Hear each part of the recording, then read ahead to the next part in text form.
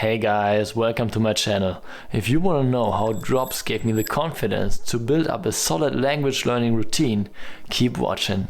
Los geht's!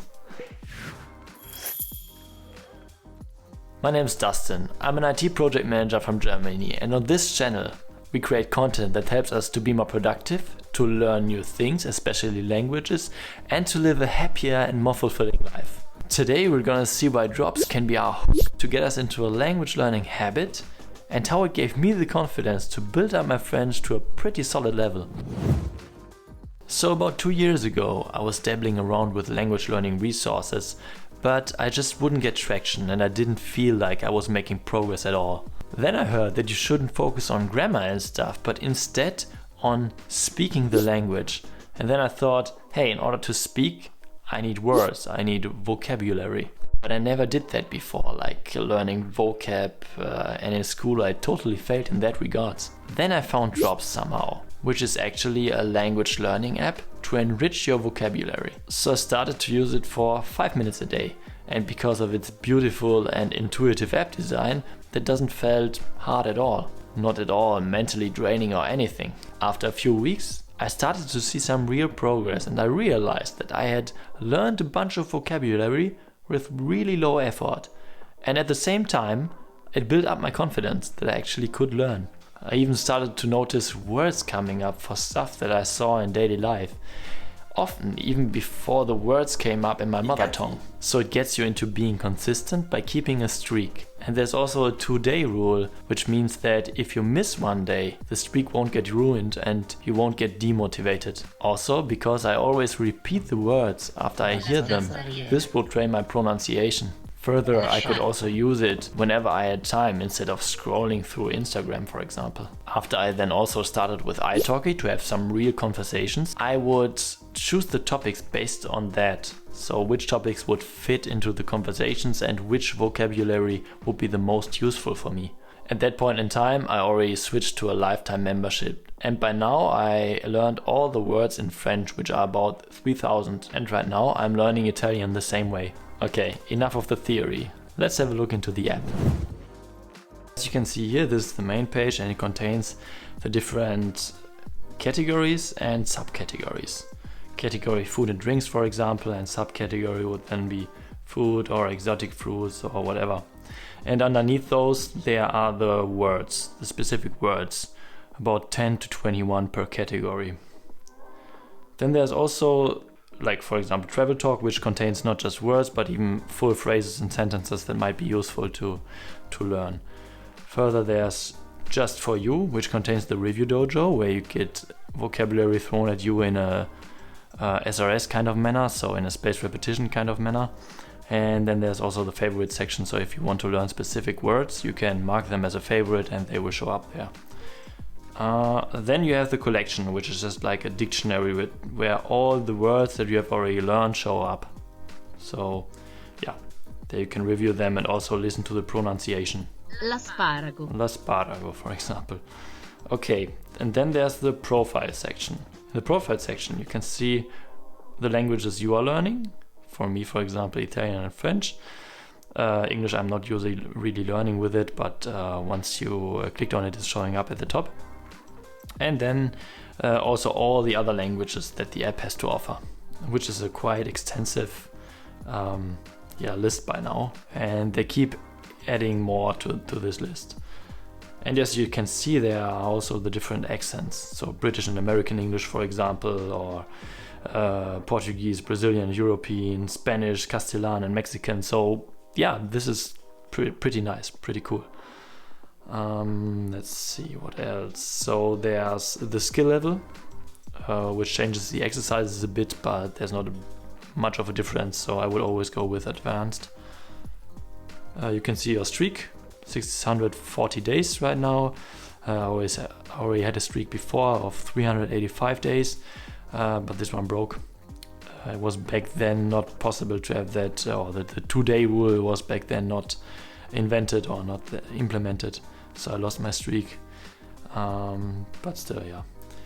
There are achievements which I find not really useful, the account, and some statistics where you can see, there you go, where you can see how many words you have learned, and the session length, where you can switch how long you want to learn. Okay. Now let's have a look how the learning actually looks like. So this is the dojo I do daily. So here you see the picture, and you need to drag it to the right word, or you need to drag the word. So it's pretty intuitive. You can do it which way you want. La zanzariera. La zanzariera. And normally I would always repeat the word aloud in order to get my pronunciation right. Il campeggio. Il campeggio. Il campeggio. Sounds good. È vicino? È vicino? È vicino? Posso farti una foto? Posso farti una foto? Sulla sinistra. Sulla sinistra. Yeah, in this way... All'aeroporto. All'aeroporto. Quanto dista? Yeah, this way you would learn words. There's also a different kind of game. A che ora bisogna partire? Let's see. Il vassoio. Vassoio. Inglese. Yeah, and then it goes on. There are also different kind of games, but that's it mainly, and it's pretty intuitive. And if you want to learn new words, and this is why the app is called Drops. La torcia. La torcia.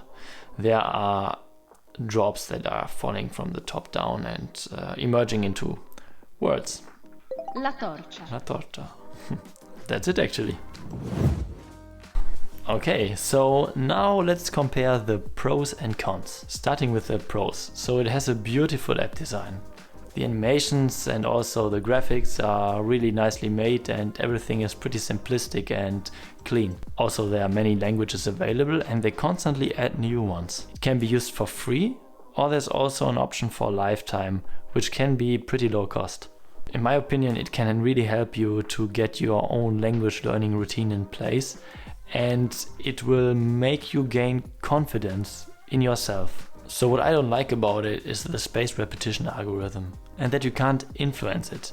But well, I guess this has to be part of the simplicity of that app, because sometimes there are words coming up that I really know by heart by now. So like counting from 1 to 10, I don't need to remember or to review those words anymore, because they are just there. After the time is over, you get a page where you need to click through 1,000 screens. This became a bit annoying by now, but these are just some minor details. Let's also now compare the free with the premium version. So the free and the premium version both have all the languages that are available. There are no limitations. The free version is also restricted to 5 minutes of learning every 10 hours, which is not too bad. I would actually really start with doing that. That's probably even already enough. Also, the free version has ads, and I read that you can only unlock topic by topic, and the order is strict.